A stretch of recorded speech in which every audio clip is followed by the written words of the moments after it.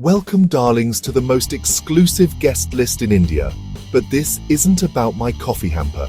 No, this is about something far more fabulous, far more aspirational.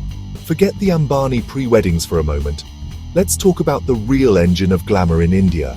I'm talking about the top 1%, not the billionaires you see on magazine covers, darling.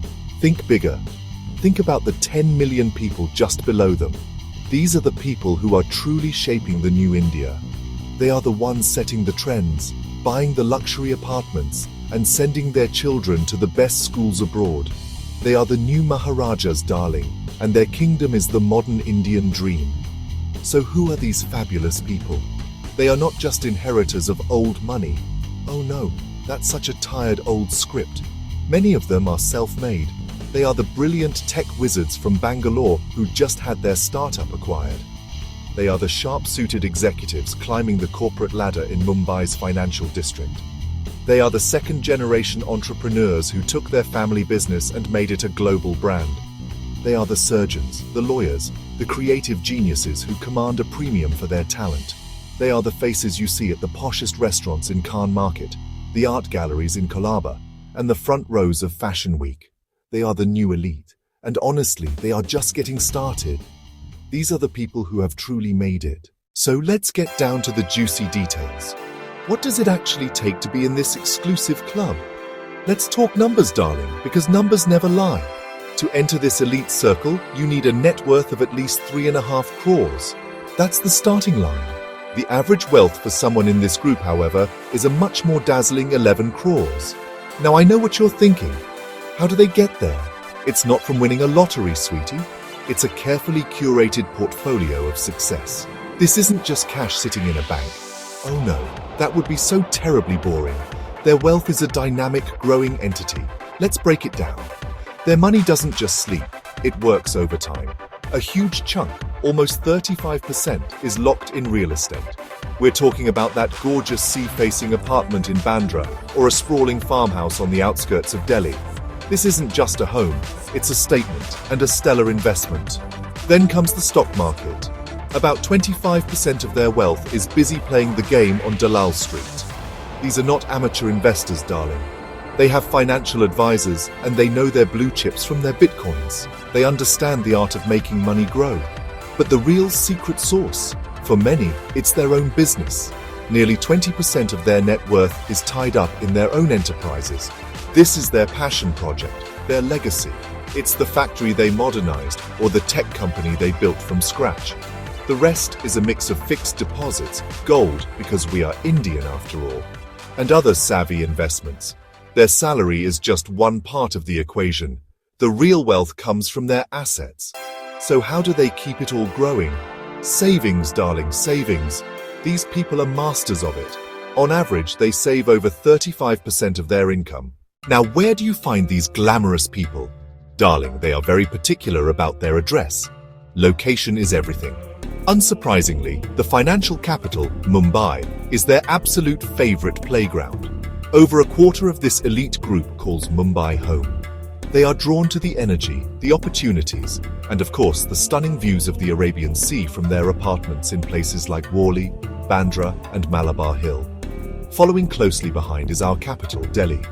The seat of power is also a hub of wealth, home to around 15% of this group. Here, the vibe is different. It's less about sea-facing penthouses and more about sprawling bungalows in leafy enclaves like Jorbagh, Shantiniketan, or lavish farmhouses in Chhatarpur. Then we have the Silicon Valley of India, Bengaluru, where about 10% of them live.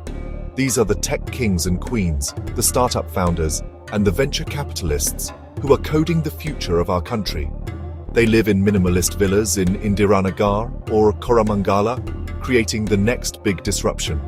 So, what do these people do for a living? The script has many roles. The most common path is through the corporate world. Think CEOs, CFOs, and country heads of multinational corporations. Then you have the professionals. We're talking about the top surgeons performing life-saving operations, the senior advocates arguing landmark cases in the Supreme Court, and the celebrity architects designing iconic buildings. And let's not forget the entrepreneurs. This is perhaps the most exciting group. They are the disruptors. they are running successful manufacturing units, export houses, tech firms, and high-end retail brands. From a family-run jewelry business that went global to a software company that is now indispensable, their stories are of pure grit and vision. These are the people who don't just have jobs, they create them. All right, darling, let's get to the part we've all been waiting for. How do they spend their money? Let's pull back the velvet curtain. Their homes are their castles. The average home for this group is valued at over 4.5 crores in a city like Mumbai or Delhi, and they rarely stop at one. Owning a second home is practically a rite of passage. Then there are the cars. Oh, the cars! A garage with 2 cars is the standard, but darling, we are not talking about your average hatchback. The daily drive is usually a luxury German sedan, like a Mercedes E-Class or a BMW 5 Series. The second car is often for the family, perhaps a premium SUV like a Toyota Fortuner or an Audi Q5.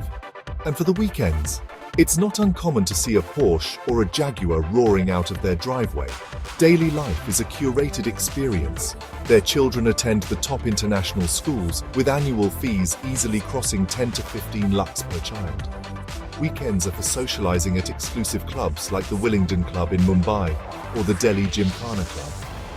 Dining out isn't just about food, it's about the experience. Think tasting menus at Michelin-starred restaurants or tables at the trendiest new spot in town. Holidays are not a 2-week affair once a year. They take multiple international trips, favoring destinations like Switzerland for the summer and London for a bit of shopping. It's a life lived in business class, darling. But here's the most important part. Amidst all this glamour and spending, they are building an empire for the future. As we said, they save over 35% of what they earn. This money is aggressively invested to create generational wealth. They are teaching their children not just how to spend money, but how to grow it. Their journey is a powerful statement. It signals a new India, one where aspiration is not a dirty word, but the national anthem. They are the new torchbearers of Indian prosperity, and darling, their story is just reaching its intermission. The best is yet to come.